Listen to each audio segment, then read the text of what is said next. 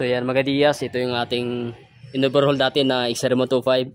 So ito na yung kanyang looks. So yung in-overhaul natin, yung pinalitan natin ng connecting rod, yung kanyang side bearing, cylinder block, pinalitan natin.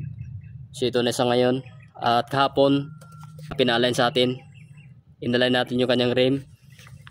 At nirepaint natin dito. Yung Sherlock lang ginamit natin dito. Yung sa kanyang hub, nirepaint natin.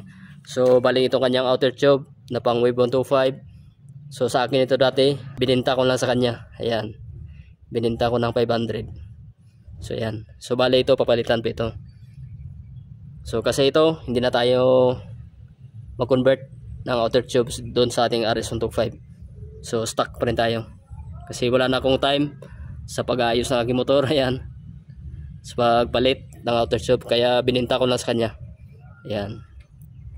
So kinonvert sa clutch. Dito, okay itong kanyang motor. Ayan yung kanyang balik hapon. Pinalitan ng swing arm. Ayan. Kanyang swing arm. So umuulan kasi dito sa amin kaya marumi itong kanyang motor. Ayan. At bali dito kapon, nirepaint na natin yung kan sa sprocket. Arm sprocket niya. Ayan. Yan yung nirepaint natin. Nilinis na natin yung kanyang hub. Ayan. So goods na goods. So ito yung kanyang motor. So shout out sa owner. Itong motor na to. Ayan. Panda rin natin mga Diaz.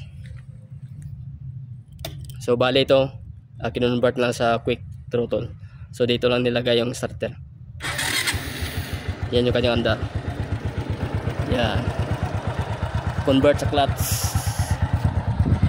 Yan.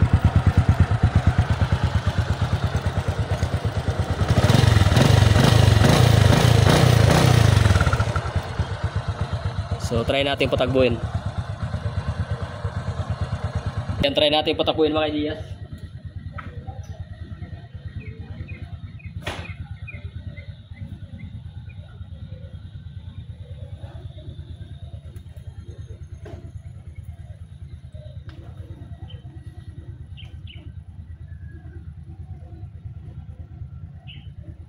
So bali na ka-clutch.